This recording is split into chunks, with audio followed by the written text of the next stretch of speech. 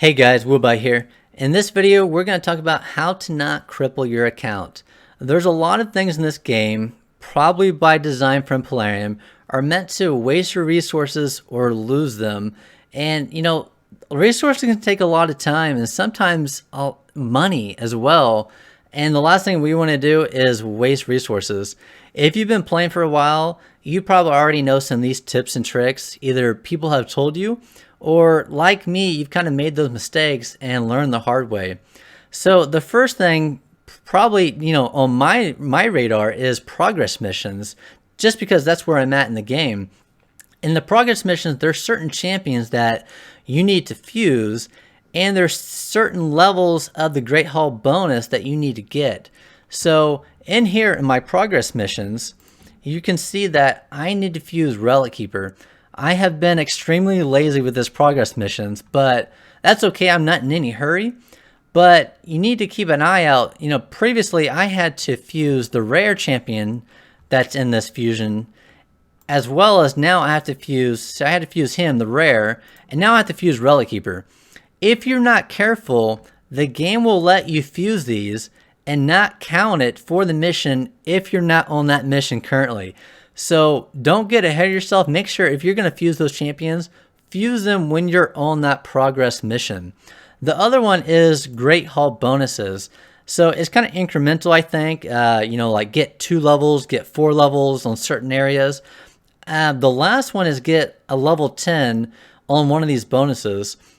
And I probably would recommend getting one of the accuracies just because debuffs are extremely helpful in this game, especially in Clan Boss. So try to keep that in mind as you're going through your bonuses here. Pick one that you want to get eventually to level 10, because you will have to do that on the progress missions. And that one, I think it actually does count. You can do it ahead of time and it'll count it once it gets to that mission. It's just a fusion. For whatever reason, it doesn't recognize that if you do it ahead of time. So if you're just starting out, probably one of the biggest questions is, who to 6-star? And, 6-starring is a big deal. It takes a lot of resources. And the last thing that you want to do is 6-star any wrong champion, but especially your first champion. You don't want to waste those resources. So your first 6-star ideally should be someone that can farm campaign pretty well for you. 12-3 ideally on Brutal. The perfect starting champion is Kel. He's just phenomenal. He does great in campaign, great in Clan Boss. He can do dungeons. He can do arena. I started out with Ethel. She was okay. She got me plenty far in the game. I used her for a campaign farmer for quite a while. And, just kind of a little bonus here, on your first 6-star, hopefully campaign farmer as well, go ahead and spend your first 800 gems on your masteries just to get that ball rolling, because hopefully they're good at Clan Boss as well, kind of like Kel is. And Clan Boss is probably one of the best daily rewards you can get. So you want to hurry up and get the better chests on those Clan Bosses that you can. So spend 800 gems on that first 6-star that hopefully is universal, can do campaign, arena, Clan Boss for you, because it'll help you out quite a bit.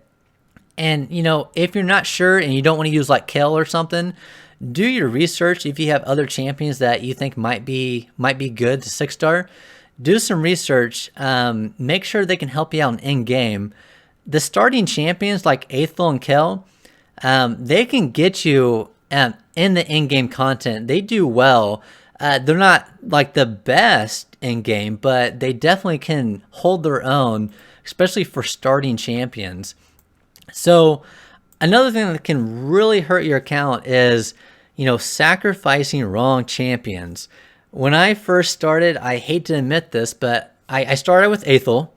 I realized too late that Ethel wasn't the right starting champion for the ideal setup. By the time I realized that, I had already sacrificed Kel.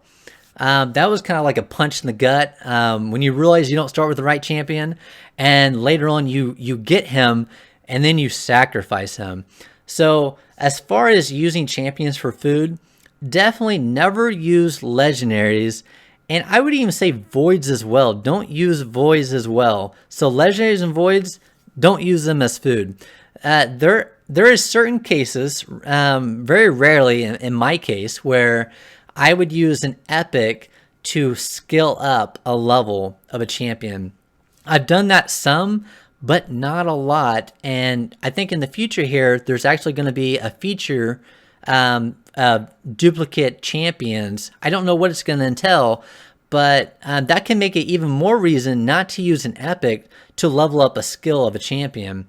And for the rares, there's a lot of good rares out there. I still use a lot of rares, and I've been playing since last May. Do your research before you sacrifice rares, because people like Apothecary, I still use him on my clan boss till this day. And there's a lot of good uncommons out there that can help you out quite a bit, especially when you're starting out, and you can farm some of them as well. So do your research.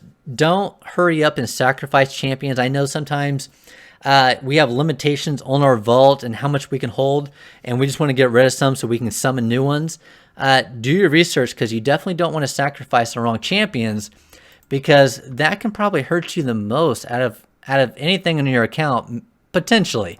So kind of the last thing I want to point out here is artifacts and accessories.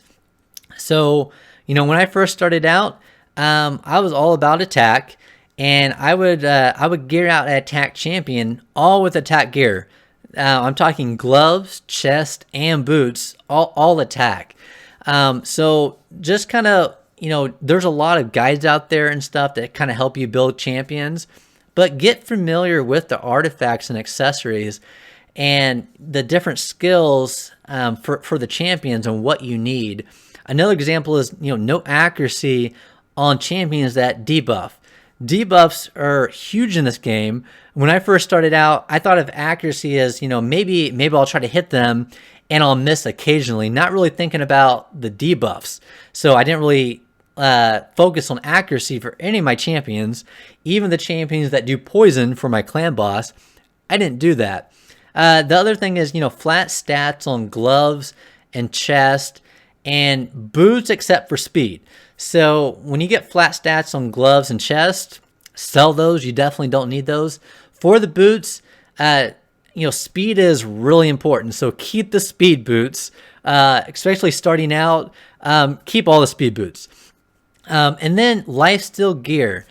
Lifesteal gear, in the campaign, you can farm lifesteal gear to help out your champion that will hopefully farm solo for you in the campaign. Lifesteal gear, especially early on, can just catapult your account quite a bit for survivability and to get through content. So make sure you're saving your lifesteal gear, even if it doesn't look like the perfect setup of gear.